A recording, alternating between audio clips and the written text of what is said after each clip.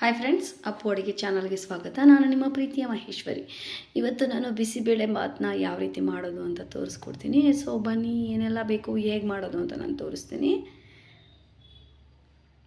ಮೊದಲಿಗೆ ಇಲ್ಲಿ ನಾನು ಒಂದು ಕುಕ್ಕರ್ನ ತೊಗೊಂಡಿದ್ದೀನಿ. ಕುಕ್ಕರ್ಗೆ 1 ಕಪ್ನಲ್ಲಿ ನಾನು ಅಕ್ಕಿ ತೊಗೊಂಡು ಅದರಷ್ಟೇ ನಾನು ಬೇಳೆನ ತೊಗೊಂಡಿದ್ದೀನಿ.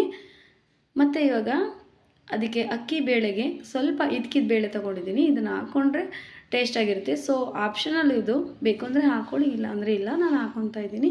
ಇದಕ್ಕೆ 2 ದಪ್ಪ ಸೈಜಷ್ಟು ಈರುಳ್ಳಿಯನ್ನು ಕಟ್ ಮಾಡಿ ಹಾಕ್ಕೊಂಡಿದ್ದೀನಿ. ಮತ್ತು ಅಷ್ಟೇ ದಪ್ಪದಷ್ಟು ಟೊಮೊಟೊನ ಕೂಡ ನಾನು ಕಟ್ ಮಾಡಿ ಹಾಕ್ಕೊತಾ ಇದ್ದೀನಿ.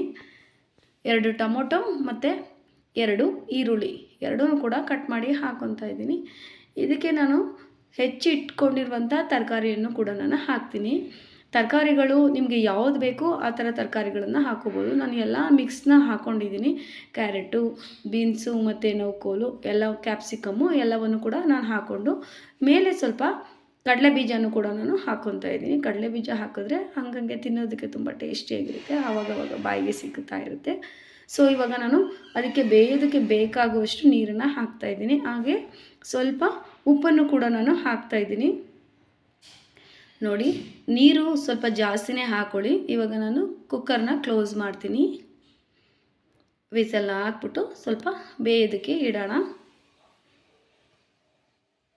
ಸೊ ಇವಾಗ ನೋಡಿ ಬೆಂದಿದೆ. ನೋಡಿ ಎಷ್ಟು ಸ್ಮೂತಾಗಿ ಮೃದುವಾಗಿ ಕೂಡ ಕಾಣಿಸ್ತಾ ಇದೆ. ಚೆನ್ನಾಗಿ ಬೆಂದಿದೆ. ಎಷ್ಟು ಚೆನ್ನಾಗಿ ಬೆಂದಿದೆ ಅಂದರೆ ನೋಡಿ, ಸೌಟಲ್ಲಿ ಎಲ್ಲ ಹಾಗೆ ಅಂಟ್ಕೊತಾ ಇದೆ. ಹಾಗಾಗಿ ಈ ರೀತಿಯಾಗಿ ನಾವು ಬೇಯಿಸ್ಕೊಂಡು ಇದಕ್ಕೆ ಸ್ವಲ್ಪ ಬಿಸಿನೀರನ್ನ ಕಾಯಕ್ಕೆ ಇಟ್ಕೊಂಡಿದ್ದೆ ಮಿಕ್ಸ್ ಮಾಡ್ಕೊಳ್ಳೋದಕ್ಕೆ.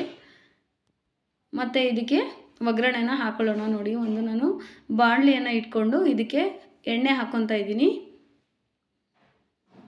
ಎಣ್ಣೆ ಆದ ನಂತರ ಇದಕ್ಕೆ ಸ್ವಲ್ಪ ಸಾಸಿವೆನ ಹಾಕ್ಕೊತೀನಿ. ಇದಕ್ಕೆ ಕೆಲವರು ಹುಣಸೆ ಹಣ್ಣು ಹಾಕ್ತಾರೆ, ನಾನು ಹುಣಸೆ ಹಣ್ಣು ಹಾಕಿಲ್ಲ. ನೋಡಿ, ಇದಕ್ಕೆ ನಾನು ಒಣಮೆಣ್ಸಿನ್ಕಾಯಿನೂ ಕೂಡ ಹಾಕ್ಕೊಂಡು ಅದಕ್ಕೆ ನಾನು ಬಿಸಿಬೇಳೆ ಬಾತ್ ಪೌಡ್ರನ್ನ ಹಾಕ್ಕೊಂಡಿದ್ದೀನಿ. ಹಾಕ್ಕೊಂಡು ಮತ್ತು ಕಲಸಿ ಇಟ್ಕೊಂಡಿರುವಂಥ ಬೆಂದಿರುತ್ತಲ್ವ ಈ ಅನ್ನ, ತರಕಾರಿ ಎಲ್ಲ ಬೇಯಿಸ್ಕೊಂಡಿದ್ನಲ್ಲ ಅದೆಲ್ಲ ಹಾಕಿ ನೀಟಾಗಿ ಮಿಕ್ಸ್ ಮಾಡ್ಕೊತಾ ಇದ್ದೀನಿ. ನಿಮಗೆ ಎಷ್ಟು ಗಟ್ಟಿ ಬೇಕೋ ಅಥವಾ ತೆಳುವಾಗಿ ಬೇಕೋ ಹಾಕ್ಕೊಂಡು ಮಾಡ್ಕೋಬೋದು. ತುಂಬ ಟೇಸ್ಟಿಯಾಗಿರುತ್ತೆ. ಇದಕ್ಕೆ ನೀವು ಬೇಕಿದ್ರೆ ಗೀನೂ ಕೂಡ ಹಾಕ್ಕೋಬೋದು. ನಾನು ಬೇಯಬೇಕಾದ್ರೆ ಸ್ವಲ್ಪನೇ ಹಾಕಿದೆ ಉಪ್ಪನ್ನ. ಇವಾಗ ಇನ್ನೊಂದು ಸ್ವಲ್ಪ ನಾನು ನೀರು ಹಾಕಿದ್ನಲ್ವ, ನೀರು ಹಾಕಿ ಹೆಚ್ಚಾಯ್ತಲ್ವ, ಸೊ ಹಂಗಾಗಿ ಇನ್ನೊಂದು ಸ್ವಲ್ಪ ನಾನು ಹಾಕ್ಕೊತಾ ಇದ್ದೀನಿ. ಸೊ ರೆಡಿಯಾಗಿದೆ ಬಿಸಿಬೇಳೆ ಬಾತು. ಸ್ವಲ್ಪ ಕುದೀಲಿ, ಅದು ಮುಚ್ತಾ ಇದ್ದೀನಿ. ಮೇಲೆ ಸ್ವಲ್ಪ ಕೊತ್ತಂಬರಿ ಸೊಪ್ಪನ್ನು ಹಾಕ್ಕೊಳ್ಳೋಣ. ಇವಾಗ ಚೆನ್ನಾಗಿರುತ್ತೆ, ತುಂಬ ಟೇಸ್ಟಿಯಾಗಿ ಸಕ್ಕತ್ತಾಗಿದೆ. ನಿಜವಾಗ್ಲೂ ಹೋಟೆಲ್ಗಳಲ್ಲಿ ಕೂಡ ಹಾಗೆ ಇರುತ್ತೆ. ನೋಡಿದ್ರಲ್ವ? ಈ ವಿಡಿಯೋ ನಿಮಗೆ ಇಷ್ಟ ಆದರೆ ಲೈಕ್ ಮಾಡಿ, ಶೇರ್ ಮಾಡಿ. Thank you.